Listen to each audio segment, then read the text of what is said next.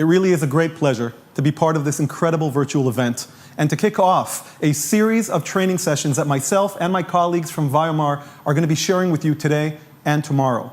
Viomar has spent the last 20 years studying and understanding the aspects of human nature that have to do with persuasion, influence without authority, decision-making, rational thinking, non-rational thinking. And what we've done is we've put together a series of short taster videos for you as a prelude to some of the content you can expect to receive in the coming year. What I'm going to be doing today is sharing with you an introductory session, a foundation that's going to be at the base of every one of the short sessions you go through tomorrow. I hope you find it relevant and interesting. Now, if I had to condense 20 years of experience over dozens of countries and over a dozen industries into one uniform principle that guides everything that we do in this area, it's the following principle. Imagine that human beings are a machine. Imagine we're like a computer. We have software, we have hardware. And at the end of the day, the benefit of what we have with the devices we use is that every time there's a technological update, all we have to do is install it. That's it. A simple click, 5 minutes later, and usually those upgrades work flawlessly. But with the human brain, it's a little bit different. When you think about our evolution as Homo sapiens over the past almost 400,000 years, you realize that our rate of innovation progresses exponentially, while our rate of adaptation progresses linearly. And what you get in the realm of the digital revolution and in the unbelievable rate of change that we've been experiencing over the past 500 years is this realization that our operating system is outdated. In many, many cases, we're cave people. I don't mean to offend you. This relates to me as well. In many, many aspects, we are cave people. So many of our responses to the world around us are automatic, knee-jerk responses that have evolved over a long period of time to help us survive and thrive in a reality that simply doesn't exist anymore. Speed over accuracy, short-term over long-term, these have been major advantages to the human race as we've evolved to the top of the food chain. The problem is that these automatic responses evolved to help us work and survive in a set environment that barely changed. Generation after generation used to exist under the same paradigm. Now you think about the single last generation, 25 years ago. How many paradigms have completely changed the way we understand the world? The very fact that I could be standing here right now, delivering this session to you, and you're sitting there in front of your computer all around the world, the signal going through the satellites instantaneously, this is new and completely unnatural to the human race. So when we take this automatic system and we try to apply it in the workplace, it's no wonder we're having so many problems. Escalations, silo culture, anxiety, depression, frustration, critical interfaces that don't work with us. All of these problems stem from this uniform principle that our operating system is outdated.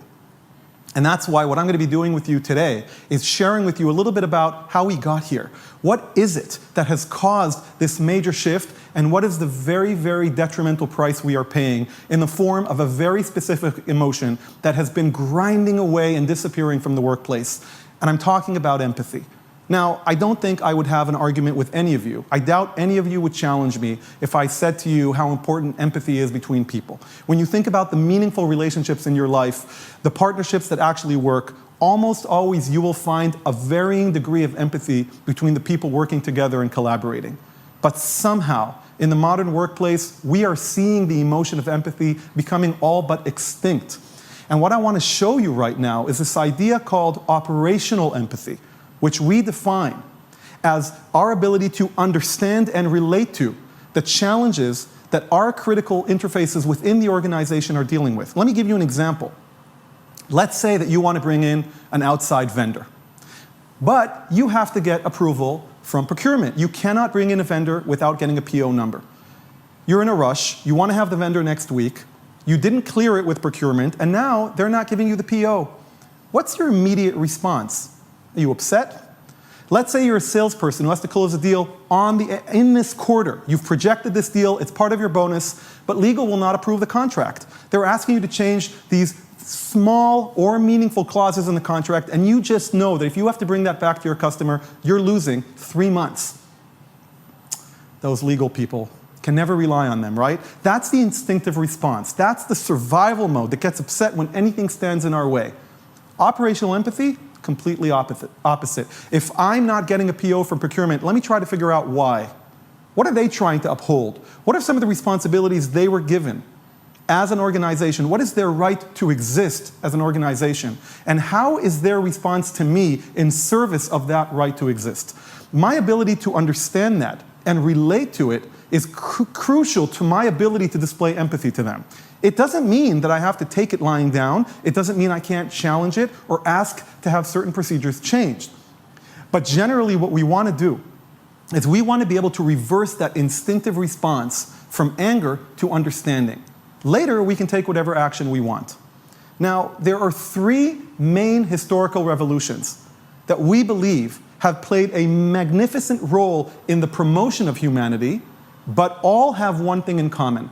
They completely eradicate empathy from interpersonal dynamics. The first evolution I'm going to talk about is a big one. 400,000 years, zoom out. What is the journey that we as a human race have been going through, and why has that eradicated empathy? The second revolution is going to be the revolution of the corporate structure. What has been happening to organizations over the past 200-300 years, especially when we compare before and after the Industrial Revolution? And finally, a revolution that we were born into, the communications revolution, the technology revolution that makes it possible for me to communicate with you right now. There is no argument that every one of these revolutions has dramatically affected our ability to be productive and to reach more people and to collaborate as a species. But what I'm going to show you now is what it did to our operating system when it comes to our response to other people around us. Let's start with the first one. For those of you who have not heard of the Israeli historian Yuval Noah Harari or have not reviewed his book, A Brief History of Humanity, I strongly recommend it. When I watched his course online, I walked around dazed for months because of how many paradigms it shattered and made me rethink. And when I was done, I tried to process the entire impact of the book into what it means for me and for my company, Vayamar, and how we do business and how we understand interpersonal dynamics in the workplace. And I was able to condense it into one simple principle. We have shifted from small, closely knit communities to one vast global community of strangers. How many of you know me? How many of you have met me or have heard about me before?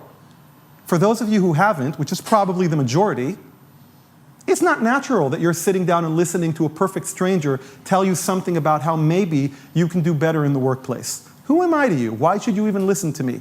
This idea of strangers collaborating is a modern development, and it goes against very basic principles of our social evolution. When we look back at how we used to exist for the vast majority of our time on this planet, what we find are social constructs that are pretty simple. We maybe met 50 to 150 people our entire lives. And when we did interact with these people, we had so many things that were fundamental in common with them. We spoke the same language. We were familiar to one another. We had the same dress code. We had the same cultural codes. We went through famines together. We hunted together. We grew up together. There was fundamental trust built into the equation. And trust is a very, very important foundation to empathy. Now fast forward 500 years, 200 years ago, 50 years ago. How many people do you meet, pre-COVID, I should say, every single day? Thousands. And what do I mean by that? I don't mean meet, shake hands, get to know each other, have coffee. I mean interact with from the evolutionary perspective, meaning people who are close enough to you physically that if they wanted to, they could harm you. When you're driving a car, every single other vehicle in your vicinity who could theoretically decide to steer away into you and hurt you, from an evolutionary perspective, that's an interaction. When you're standing, getting on a plane around hundreds of people, every one of those people is somebody in your vicinity that from an evolutionary perspective, your brain is gauging to figure out, am I in danger? So when I say we interact with thousands of people every day, pre-COVID and hopefully post-COVID, that's what I mean. Now, when I bring it through a filter that is more meaningful, and I say not just interacting by standing next to somebody on the street, but actually interacting in the workplace. Think about these 5 building blocks. Think about how these 5 building blocks affect your dynamic. Do we have physical proximity? No. I'm thousands of miles away from you. Is English the native tongue for everybody on this conference? No. Do we know the same people? Did we go to barbecues together? Did we hunt together? Did we grieve together? Did we celebrate together? Probably not. This is why team building and retreats and offsites have evolved into being such an important thing in building in empathy and collaboration in the workplace. But they happen once a year, twice a year. The regular interactions don't have any one of these building blocks, which means, of course, that there's a part of our brain that sees the other person and immediately says, danger. I don't know this person.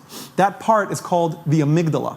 And the amygdala is one of the oldest parts of our brain to evolve, in contrast to our frontal cortex, which is the last part of the human brain to evolve, and, by the way, the last part of the individual's brain to evolve. Our frontal cortex isn't fully developed until we're 25. Our amygdala is alive and kicking at the age of 15. So for those of you who have kids who are teenagers and you're thinking, they're crazy, these kids are crazy, you're not entirely wrong from a neurological perspective. Now, you've all heard this idea of how the 3 famous F's of how do we respond when we come across a stranger. Take a minute, try to think if you know them. There are 3 famous words that start with the letter F, which represent the automatic response to somebody we don't know. Can you think about it? Let me give you the first one. Fight. The rest is probably rolling off your tongue. Flight. Freeze. 3 universal responses, by the way, not unique to the human race. Anytime an advanced mammal or creature faces danger, these are the 3 most famous responses. Now, about 15 to 20 years ago, a 4th F evolves. What do we do when we come across a complete stranger at a party before an interview? What's the 4th F? Come on. We Facebook them. Now, I know Facebook is for old people. My niece tells me that all the time. But at the end of the day, we still have billions of people using this platform. And one of the common things we do with Facebook is, let's look the person up online. I want to get to know, first of all, how many friends do we have in common? What kind of music do they follow? What's their politics? Do they like animals? Where do they volunteer? Where do they work? This is something that our brain requires, because our brain does not want to take the risk of getting close to or interacting with somebody who could technically hurt us or kill us. Now, I don't think the person behind the camera is likely to kill me. I have that fundamental trust. But that's my frontal cortex telling me, don't worry, he's a nice guy. When I walked into this room for the first time, every single person I didn't know in this studio, my amygdala was immediately lighting up, trying to figure out how can I get as much information as possible about this individual. Because if they're dangerous, and I'm wrong about them, they could kill me. Now, if they're not dangerous and I'm wrong about them, no harm done, so I missed an opportunity to meet somebody nice. We are designed to be careful, because the world used to be a very dangerous place. Some of you might think it's still a dangerous place today, but I assure you, there's probably no time in history that you would want to go back to from the perspective of the risk you would be exposed to. So this summarizes the first evolution. The evolution of the human race from a social perspective, how we shifted from small, closely knit communities where everybody knew everybody to a large community of strangers. Let's fast forward. Let's take a look at an evolution that actually has only been taking place about 300 years ago, the evolution of the corporate structure. When you think about corporations before the Industrial Revolution, what you will usually find is a very, very simple pyramidal structure. Everybody reports to the same boss. Almost always, these organizations were all confined to the same geographic location. Basically, a company was a group of people working together in a way that was very similar to the village. Physical proximity, same language, everybody working together, and everybody reporting to the person at the top of the pyramid. But then the world got smaller. And in contrast, corporations got larger. And as they got bigger and bigger, they had to come up with a way of sustaining the growth. So what did they do? They did what they knew best. They replicated past practices. Big mistake. Just like Dalit said, growth requires change. And change means that we no longer do what we know to be safe and comfortable. Rather, we endeavor into something that is new. Now, a lot of people think change is because we did something wrong. But really, for many, many companies who are successful, change is a result of success, not failure. But when we look back at these corporations, we find that they said, look, we had a pyramid, it worked. Let's just replicate the pyramid. The problem was that by using this replication approach, they didn't just replicate the structure, they replicated mistakes. Because these pyramids evolved into silos that didn't communicate with each other, which is exactly why the matrix management structure evolved. For those of you who are less familiar with the matrix management structure, basically what that structure says is, it says, look, we're going to keep the top of the pyramid. What are we going to keep in the top of the pyramid? We're going to keep the people who head the business. We're going to keep the people who head sales, generally speaking. I'm simplifying. There are a lot of different variations. But in a nutshell, that's what the matrix management system does. What about everybody else? What about all the people who don't belong to the business from a management perspective and who don't do sales? Let's talk about HR. Let's talk about legal, procurement, finance. What happens to all of these professional organizations within the company? Where do they belong? So they don't sit under the pyramid. They sit across and under the pyramid. So now what we have is, we have all the pyramid tips, and then on the side, we have all of the support organizations who now evolve into being centers of excellence. So now, when somebody makes a legal mistake with a contract, that mistake is identified by the person at legal who found it. That individual communicates it to his or her colleagues within the legal organization, and then they take that knowledge to the rest of the organizations in the company. Amazing. Now we have these incredible centers of excellence, and companies don't have to make the same mistakes over and over again. But what happened to the cave person part of our brain? When you think about all of these people, suddenly they're not just reporting to one person. Now they're serving two masters. Because on the one hand, they have to serve as gatekeepers to the excellence that they are generating within their organization. So anybody within HR has to answer to the head of HR from a professional excellence perspective. But they also have to provide service to the professional organizations, the business units that they support. What happens when there's a clash? What happens when there's excellence on the one side, but urgency on the other? Now what? So now these people are getting torn apart, and they have split identities. Not very good for the cave part of our brain. Now, how does this manifest into operational empathy? Well, number one, what we've done is we've taken one organization, we've completely fragmented it into various different organizations. And every one of these organizations is now measured differently. If you want to shape behavior, all you have to do is create the right key performance indicators for wherever it is you're trying to manage. So now, is HR being measured the same way legal is? Can legal be measured the same way IT is? They can't. Every organization has to have relevant KPIs. But these KPIs don't communicate with one another. They don't correlate. They're not apples to apples. And when you think about the fact that every one of these professional centers of excellence, these internal support units, all drive or receive their budget from one centralized source, and there's never enough, what you just created is internal warfare. You've not just created split identities, but you've created conflicting goals. That is not conducive to operational empathy. When you see somebody who's competing with you for resources, whose ability to meet their goals may be at the expense of your meeting your goals, you cannot expect empathy, and you're not likely to get collaboration, knowledge sharing, and coordinated execution. And that's why organizations are very, very wise in creating events and workshops, like I said before, offsites, but also in bringing in professional sessions where people can learn how to collaborate, creating unified goals, creating interfaces that work together. All of this, in a way, is meant to create internal efficiency based on operational empathy. Finally, let's talk a little bit about the evolution of communication technologies. You know, they talk about various revolutions the human race has gone through. And the first one that, when you look back in history as being the single most important first revolution we as a species have gone through, happened 70,000 years ago. I'm talking about the language revolution. At the time, it is theorized that there were 15 different humanoid species roaming the planet. It wasn't just us. We had the Neanderthals and so on and so forth.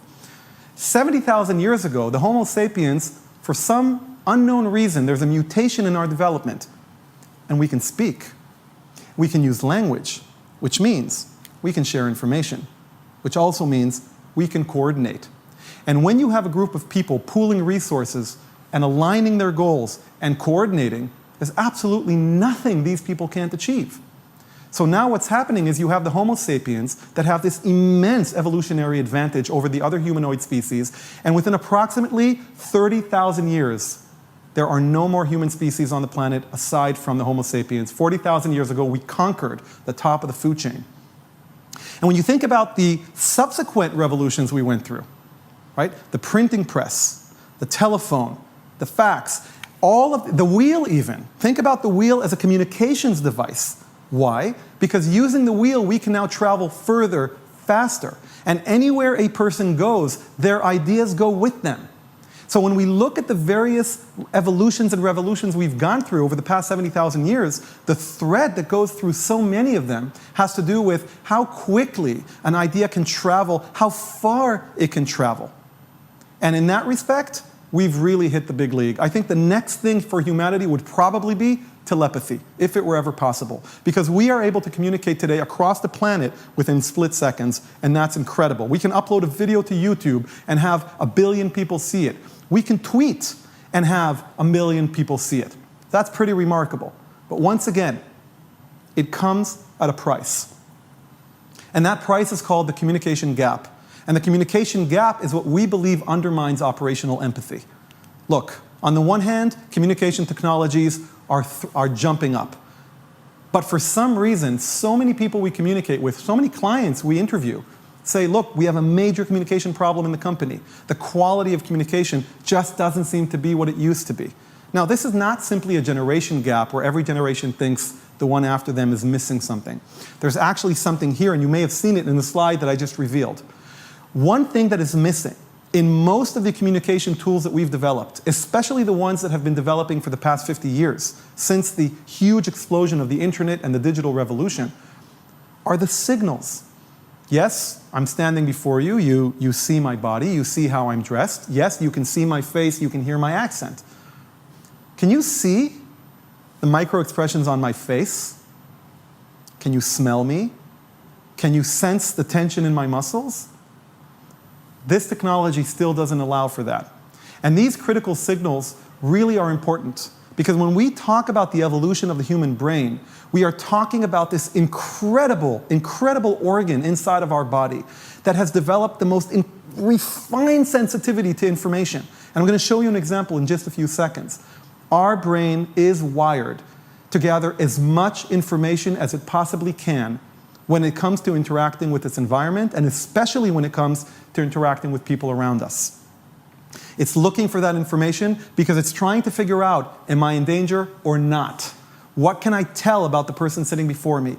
Are they honest? Are their intentions pure? Can I trust what they're telling me?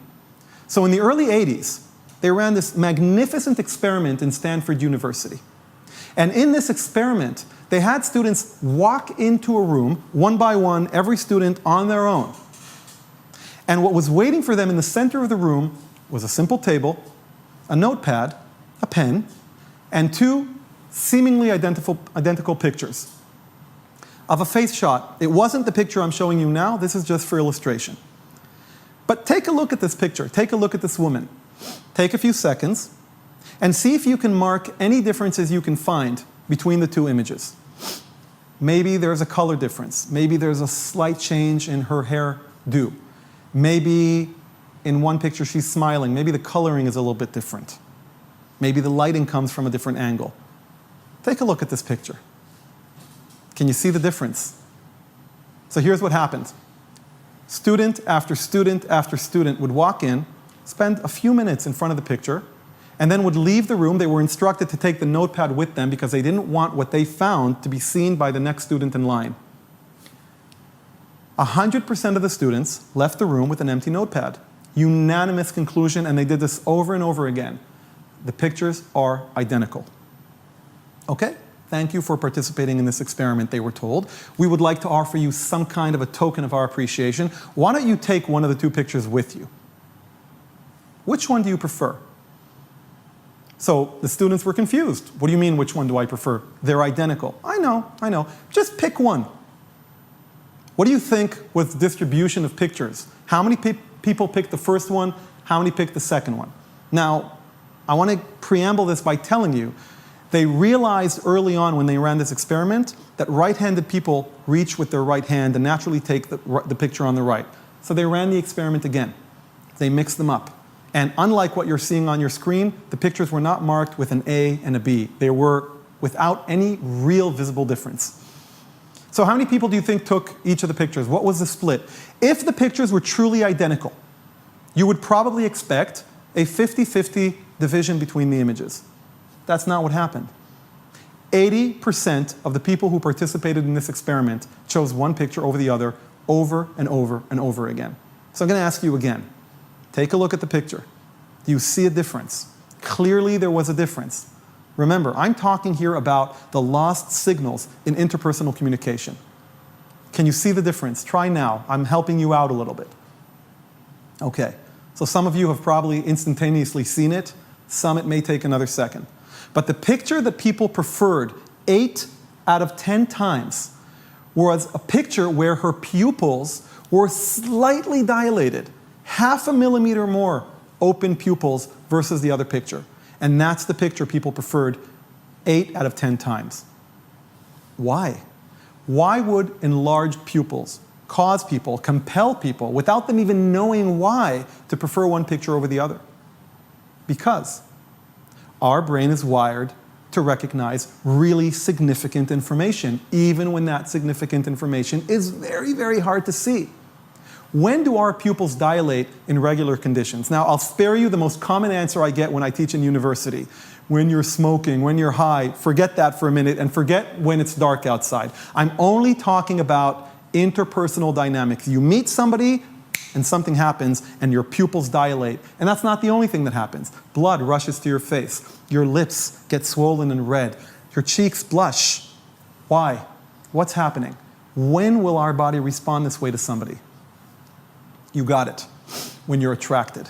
When you see somebody and they turn you on and you have this physical chemistry and you're attracted to one another, your body will immediately jump into that mode and communicate that information to the other person because that is positive information and it's conducive to courting, which is a big part of evolution.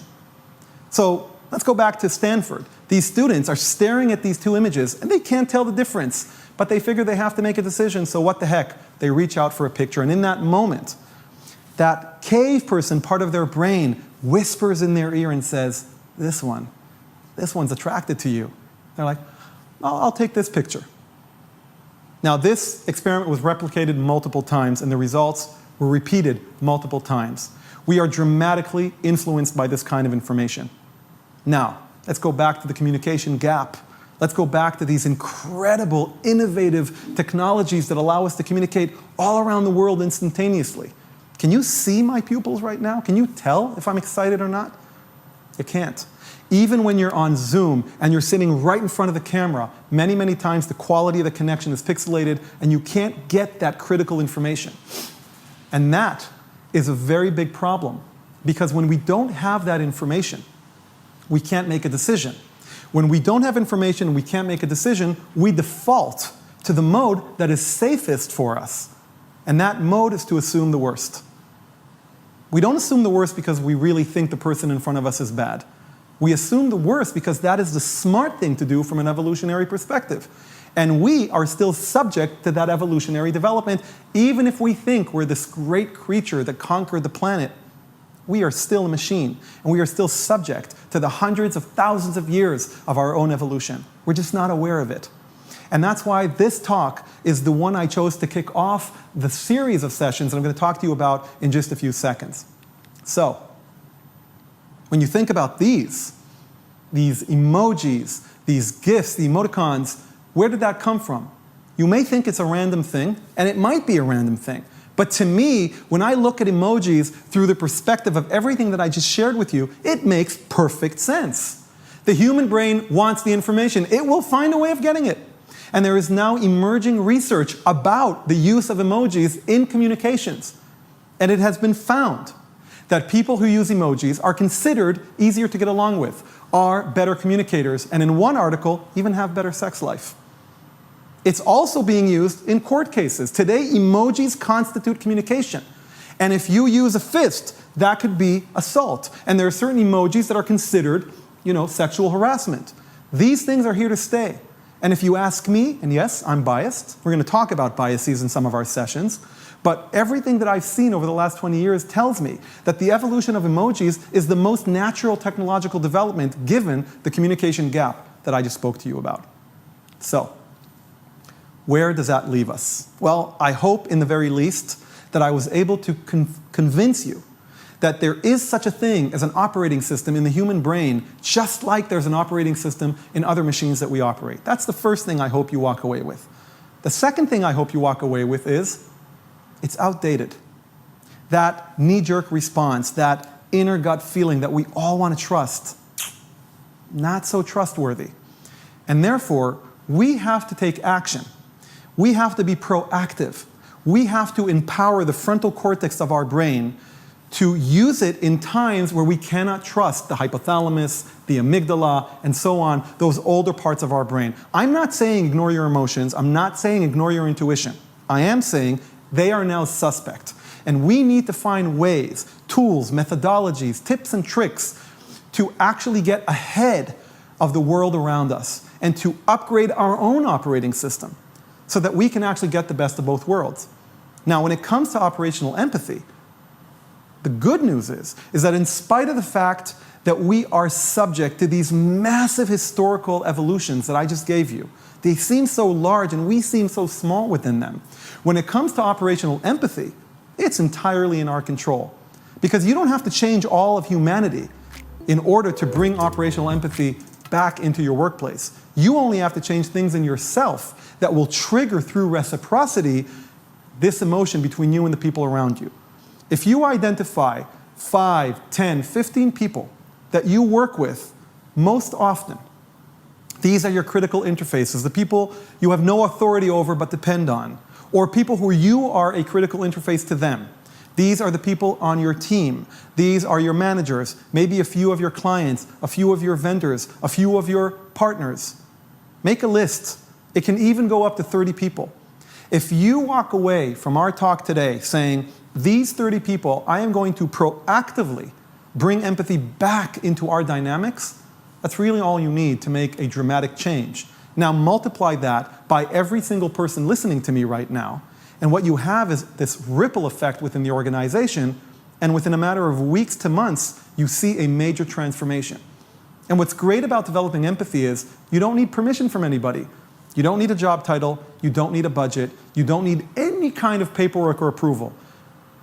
Empathy is entirely within your control. When you display empathy, usually you're going to get it back because of this concept called reciprocity, the human nature's tendency to respond to its environment the way the environment is dealing with them. That's why when people frown, people around them are more likely to frown. But if you smile, people are more likely to smile at you. You can trigger this response, and all you need is awareness and consistency. Now, I'm not going to leave it at that. I'm going to show you how else myself and my team at Weimar can help you do this in the series of talks that you're going to get tomorrow. Tomorrow, we're going to talk about how we can go back to basics. And we're going to give you 6 taster videos. Every video is going to be roughly 15 minutes long. And in those videos, we're going to show you 6 different perspectives that you should be aware of and that you should pay attention to and proactively invest in the workplace. And I'm not suggesting you do this because it's going to improve the company's likelihood to succeed, which it probably will, or because it's going to improve the company's likelihood to be profitable, which it probably will. These are not my primary concerns, and I apologize to everybody who brought me into this session. For me, the primary concern is your ability to enjoy your work, to have less anxiety, to look at your phone, see the calendar, see the next meeting, see the people attending that meeting and smile and have a warm feeling in your stomach that says, I like this person. That's up to you. The other things, growth, financial success, profitability, they will follow suit scientifically. But it starts with you. So what are these 6 sessions that we're going to be giving you? Well, the first one is called Managing Cognitive Biases. It is very closely related to what I talked to you about today. It talks about many aspects. It's going to take a deeper look than I did today at that ancient operating system, at that series of automatic responses that we have. Because when you are aware of cognitive biases, which are automatic responses, you can't neutralize them, but you can mitigate them. And that's a very, very important thing. So there's going to be a 15-minute video introducing the concept of cognitive biases, going a little bit deeper than I did today, showing you some academic sources, and then they're going to teach you one of them. In fact, every one of these 6 videos is going to have a theoretical introduction and then one example of a tool that you can learn. These videos are designed to be a taster so that you can then decide which topic you like more and then sign up to the relevant longer session that you're going to have with us later this year. What else are we going to have? Number 2, presentation skills. Now you may say, again, haven't we done this like over and over again in our career? Who has not ever been in their career in some kind of public speaking or presentation workshop? And the answer is, yep, again. Why? Because the world has changed. And what we learned about presenting 10 years ago is slightly different than how we need to present today. Because guess what? You're not sitting in the same room with the people anymore. You don't have the luxury of shaking their hands or sitting across the table from them. You're now framed in a small screen. When you share your slides, your image shrinks, less signals in the communication process, much harder to schmooze and small talk. How about sales? How about presenting a product or a demo to a client that you never actually sat in the same room with? How is that affecting their response to you? So yeah, again, presentation skills, except adapted to the age that we live in right now. Number 3. Remote communication builds directly into presentation skills, but actually talks about everything that doesn't have to do with the actual presentation. I'm sure you have a lot of calls, a lot of conference calls with clients where you're not showing a deck. How do you do that? How do you build rapport remotely? For you who do sales in the organizations, who have experienced firsthand the difficulty of acquiring new clients without actually being in the same room with them, how can we build rapport remotely? How can we get people who've never seen us before not to think that we are strangers and have that amygdala immediately jump them into a fight, flight, or freeze response? There are various techniques that can help you do that, shifting from stranger to familiar to similar to ally. And in that video, we're going to show you exactly how to go along that path. Taster video number 4, key stakeholder management. Remember those 30 people I talked about before that you could proactively build empathy with? Well, if you take a subsection of those people who we call key stakeholders, these are people who are more significant in your operational landscape to your ability to succeed than anybody else that you're working with. It doesn't mean the other people are not important. It just means that on the critical path that is your operational roadmap, there are certain individuals with whom it is critically important that you are able to build a good working relationship. We're going to show you how to do that because there is actually a scientific way based on KPIs and a roadmap and everything to how you can proactively build a relationship that is professional. And by the way, one of the byproducts is these people, they might actually become your friends. If you don't go to work to meet friends, don't worry about it. But this is another great byproduct that you can expect. Video number 5, the persuasion table. Look, there are so many circumstances that have been affecting over the last 40 minutes your impression of me. Whether you've seen me before or not, what's the size of screen that you're looking at, what time of day and the time zone are you logging in, how well you slept last night, are you hungry? There's actually going to be a whole section on hunger in this presentation. And we're going to talk with you about this concept of 10 core variables of persuasion that if you are aware of, and if you know how to manage and manipulate during interpersonal dynamics, whether they're in person or remote, you can actually dramatically affect the outcome of that interaction, mainly their response to you, starting with operational empathy, but ending with something that could be much bigger, such as chemistry. A lot of people think chemistry is not something you can mess with. The ancient Greeks called chemistry the gift of the gods. That was the origin of the meaning of the word in Greek, the gift of the gods. But chemistry is not the gift of the gods. Chemistry is a pattern. And when you understand the pattern, the rules behind the pattern, you can actually dramatically increase the chemistry you have with people around you. Yes, even the people that right now you're shaking your head and saying, I don't like that person doesn't like me, we're never going to get along. Believe me, almost all people can be made to have chemistry with one another. The outliers are rarer than you might think. And finally, strengthening our resilience. Very, very important. Empathy is about taking your own emotional energy and investing it in somebody else. Empathy is about being able to stop for a moment, experiencing the world from your own eyes and seeing it from the eyes of the other person. But that requires reserve energy. That means that I have enough that I can allocate to somebody else's perspective. But when my resilience is undermined and worn out, and you probably have experienced this many times at home and at work, days where you didn't sleep very well, you were under a lot of pressure, you had a project fail, you had a budget cut, somebody left your team unexpectedly, and you start building up this layered burnout. And when that happens, the first people to experience it are the people around you because you no longer have the capacity to placate them emotionally. Now, I can't think of a time more critical to talking about how to rebuild our resilience than now. Not only because we've just gone through a very, very difficult year that started with forest fires in Australia well before COVID. If you think back on this year and you see how many different things have happened before COVID, and then you factor COVID into it, the separation from our loved ones, working from home, the tension with our kids, this unbearable dealing with the fact that we are mortal, that we might be infected and die. These are things that scare us, and fear undermines resilience.